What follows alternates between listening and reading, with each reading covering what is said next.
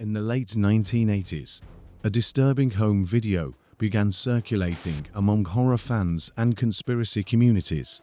The footage appeared simple at first: a family gathering, a birthday celebration, ordinary people recording an ordinary night. But as the tape continued, something outside the house seemed to change. Lights reportedly appeared in the sky, power failures followed, and before the recording abruptly ended, the people inside the home appeared convinced they were no longer alone.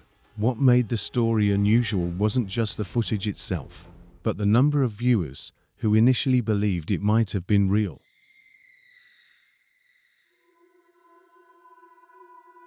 The footage felt too real for many people.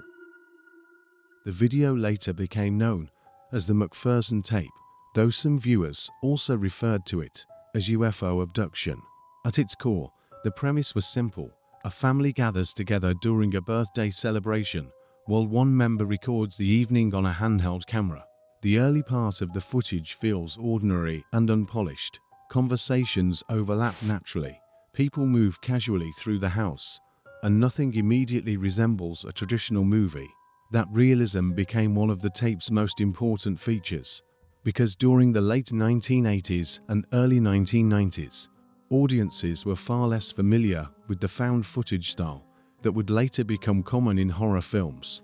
At the time, many viewers had never seen fictional material intentionally presented to look like authentic amateur recordings, and according to reports surrounding the tape's early circulation, some people genuinely believed they were watching real footage connected to an unexplained event. The story inside the video escalated gradually. After strange lights reportedly appear in the sky, several members of the family go outside to investigate. What they encounter there immediately changes the tone of the recording. Panic begins spreading through the group. People argue over what they saw. The atmosphere inside the house becomes increasingly tense as fear slowly replaces the casual mood from earlier in the evening. Then the power fails. From that moment onward, the tape transforms into something far more unsettling.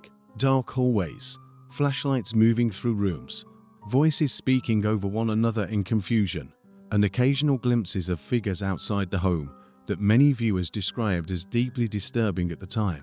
Importantly, the realism of the performances, combined with the low-quality VHS appearance, helped blur the line between fiction and authenticity for audiences unfamiliar with the format. And because information spread much more slowly before the internet era fully developed, rumors surrounding the tape quickly grew larger than the film itself.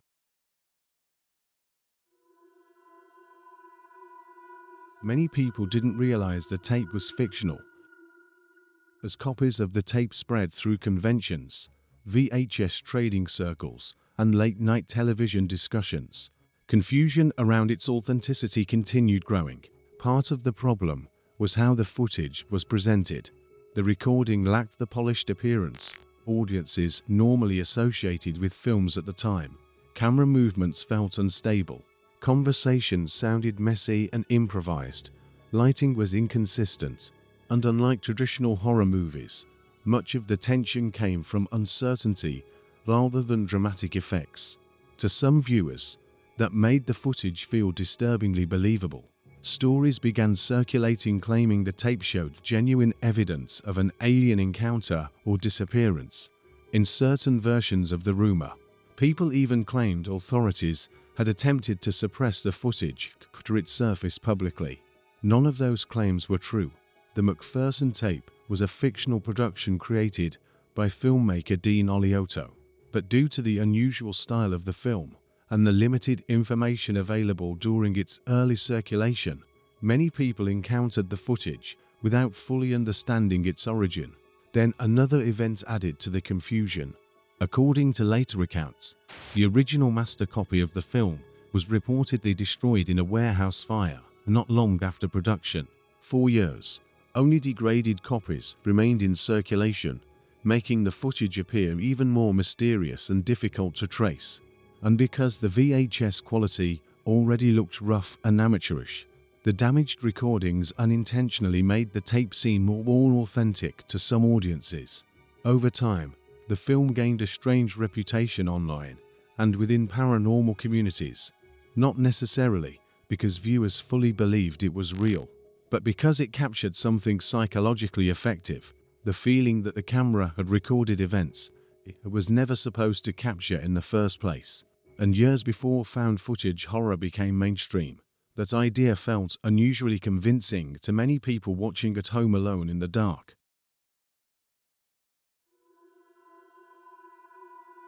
The tape eventually became part of internet mystery culture. As the internet expanded during the late 1990s and early 2000s, the McPherson tape found a second life online. Clips from the footage began appearing in forums, paranormal discussions, and early video sharing communities where people debated whether the recording had originally been intended as fiction at all. By then, audiences were more familiar with found footage storytelling, but even so, the tape continued unsettling viewers for a different reason. It felt ahead of its time.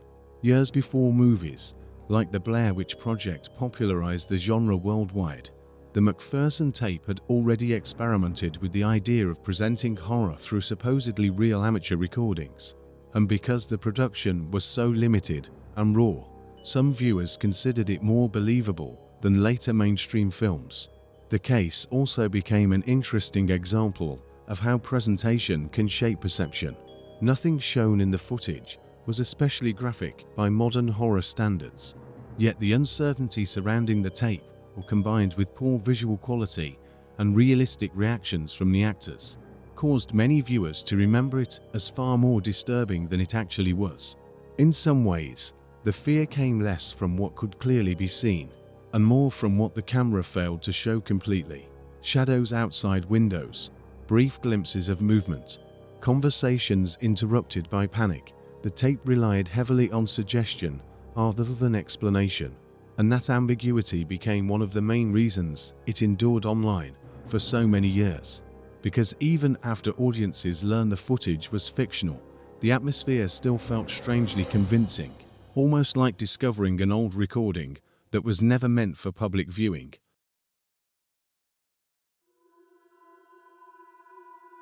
Why the tape still feels unsettling today. Today, the McPherson tape is remembered less as a traditional horror film, and more as one of the earliest examples of internet-era realistic horror, before the internet fully existed in its modern form. That timing matters, because audiences at the time were not yet conditioned to question every strange recording they saw online. The concept of fictional footage, intentionally designed to imitate reality, was still unfamiliar to many viewers, and that gave the tape an unusual psychological impact. People didn't just watch it as entertainment.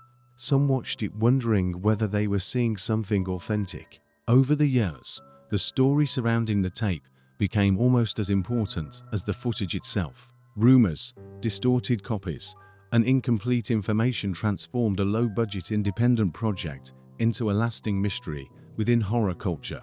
Even viewers who fully understood it was fictional often described the experience as deeply uncomfortable, partly because of the realism, but mostly because the tape never feels fully controlled. The camera shakes constantly, characters interrupt one another, scenes end abruptly, important details remain hidden in darkness or outside the frame, and that lack of clarity creates the unsettling feeling that events are unfolding too quickly for anyone inside the house to truly understand what's happening. In many ways, the McPherson tape succeeded by doing less explanation, less structure, less certainty, and perhaps that's why the footage continued circulating for decades after its release. Not because people believed it proved alien life, but because it captured a specific kind of fear that feels strangely real, the fear of witnessing something disturbing through a camera that was never supposed to document it in the first place. More than 30 years later, the McPherson tape still remains one of the strangest pieces of early found footage horror ever released. A low-budget VHS recording that blurred the line between fiction and reality long before internet mystery culture fully existed. And even today, some viewers still remember the first time they watched it, believing at least for a moment, that the footage might actually be real. So what do you think? Was the McPherson tape simply ahead of its time? Or did its realism work because it captured something that still feels unsettling even now? Let me know in the comments. Because sometimes, the most disturbing recordings aren't the ones that show everything clearly, but the ones that leave just enough uncertainty for your mind to fill in the rest.